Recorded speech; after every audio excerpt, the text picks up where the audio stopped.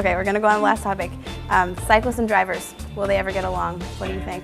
Good, bad, or rad? How are their relationships? Ooh, I'm hopeful that they'll get along, but I mean, there's definite cyclists with attitudes and drivers with attitudes. Like a couple summers ago, there's an article in the paper about a cyclist who they're doing critical mass, which is where cyclists meet up all over Seattle and then go to downtown and like basically block the streets as like a peaceful protest. But a car like hit a cyclist during one of those, and the cyclist ended up dragging the driver out of the car and beating them with their U-locks. So as long as stuff like that happens, I don't think that, I would say it's bad that the commuter or the driver and cyclist relationship is bad. And I've gotten, I obey the laws, and I've gotten ridden off the road by drivers a lot too who just have an attitude towards cyclists, or I'm not going fast enough. But then again, I think there's enough like safety programs, and especially UW Transportation is really pushing for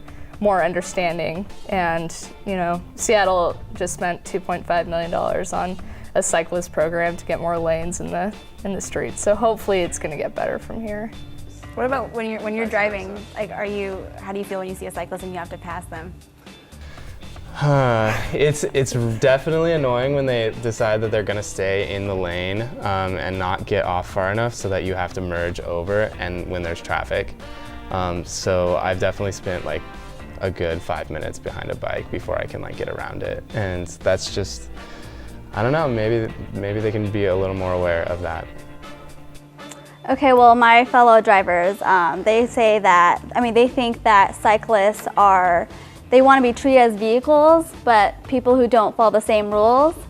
So, because me and my friend personally have experienced, bikers who just don't follow some of the rules. They don't give signals. They cross stoplights, and that's good that you follow the rules. But generally, I think it's sort of like a bad situation. I know, but I'm pretty hopeful too.